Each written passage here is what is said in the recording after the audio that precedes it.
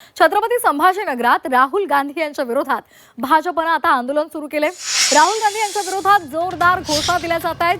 संसद परिसरात जे काँग्रेसनं आंदोलन केलेलं होतं त्याचा निषेध नोंदवला जातोय। संसदेचा पिकनिक स्पॉट केल्याचा आरोप भाजपकडून केला जातोय। आपण ही दृश्य पाहतोय, भाजप रस्त्यावर उतरलेली आहे।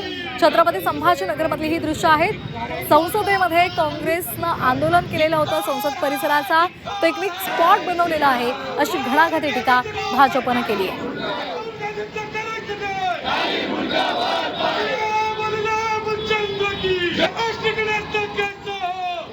विरोधी पक्ष नेत्यांनी ज्या पद्धतीने चाय बिस्किट हे खात हुल्लडबाजी पिकनिक स्पॉट आमच्या संसदेचा करून जो आपल्या अख्ख्या हिंदुस्थानाचा अपमान केलेला आहे त्या हिंदुस्थानाच्या जनतेला आवडलेलं नाही।